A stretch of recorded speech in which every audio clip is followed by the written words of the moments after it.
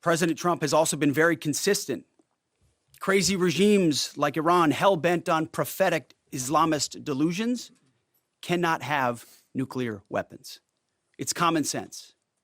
Many have said it, but it takes guts to actually enforce it, and our president has guts.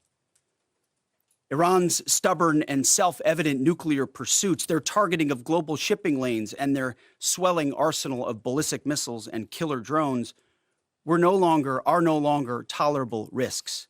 Iran was building powerful missiles and drones to create a conventional shield for their nuclear blackmail ambitions. Let me say that again. A conventional shield for their nuclear blackmail ambitions. Our bases, our people, our allies, all in their crosshairs. Iran had a conventional gun to our head as they tried to lie their way to a nuclear bomb. It almost worked under Obama and his terrible deal, but not under this president. Turns out the regime who chanted death to America and death to Israel was gifted death from America and death from Israel. This is not a so-called regime change war, but the regime sure did change, and the world is better off for it. Today, in their desperation, the enemy is unmasked as Iranian missiles and drones rain down indiscriminately on the hotels, airports, apartments, and other civilian targets of their neighbors. Cowardly terrorist tactics from a regime that for decades has trafficked in cowardly terrorist tactics, lies, death, and destruction to this day. The Iranian leadership has built nothing except proxies and missiles and drones and deeply buried nuclear factories and facilities. Peaceful nuclear ambitions do not need to be buried underneath mountains.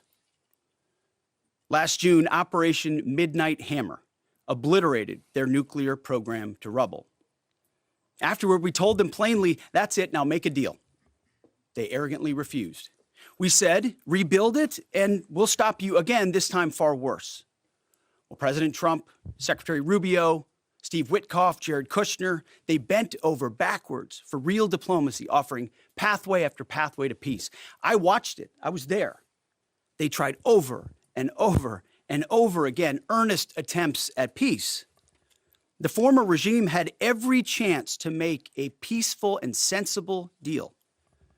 But Tehran was not negotiating. They were stalling, buying time to reload their missile stockpiles and restart their nuclear ambitions. Their goal, hold us hostage, threatening to strike our forces. Well, President Trump doesn't play those games. And as Secretary Rubio said after the Maduro raid, if you don't know, now you know. President Trump puts America and Americans first. He doesn't hesitate, and neither do our troops. The mission of Operation Epic Fury is laser-focused. Destroy Iranian offensive missiles, destroy Iranian missile production, destroy their navy and other security infrastructure, and they will never have nuclear weapons. We're hitting them surgically, overwhelmingly, and unapologetically. With every passing day, our capabilities get stronger and Iran's get weaker. We set the terms of this war, from start to finish. Our ambitions are not utopian. They are realistic, scoped to our interests and the defense of our people and our allies.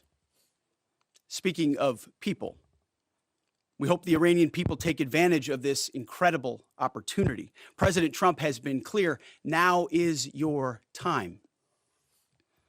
To Iranian security forces, choose wisely.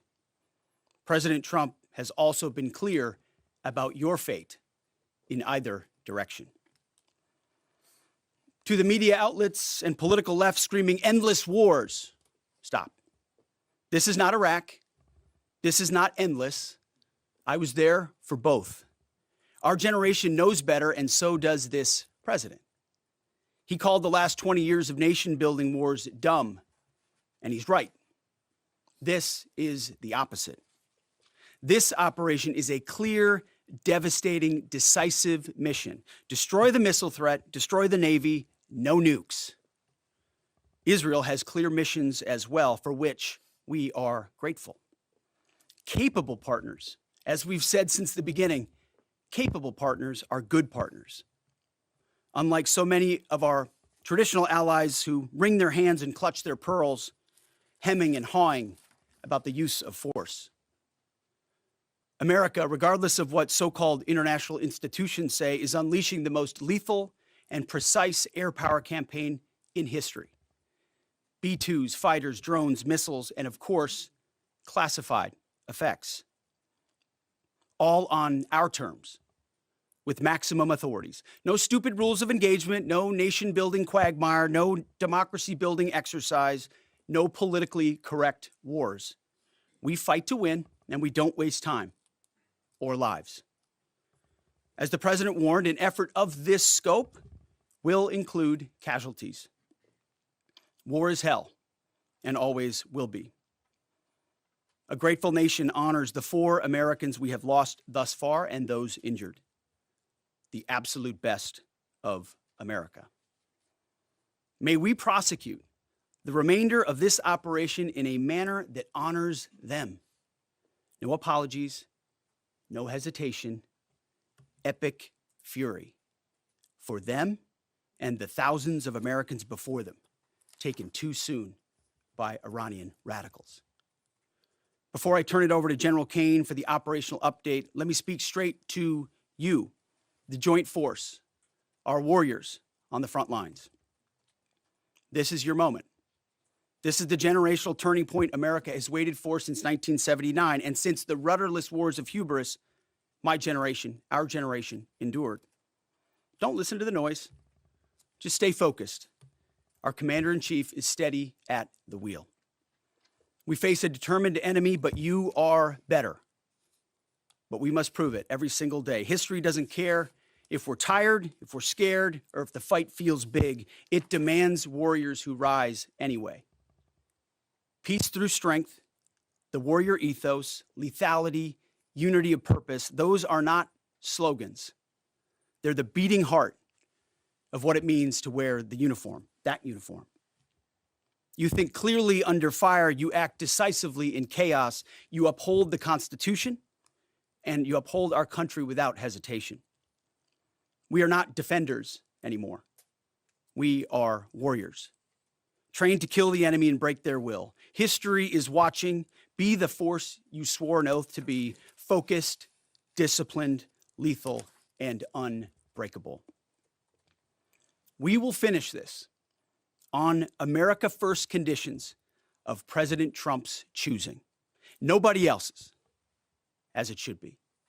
And know this above all, President Trump and I have your back, always.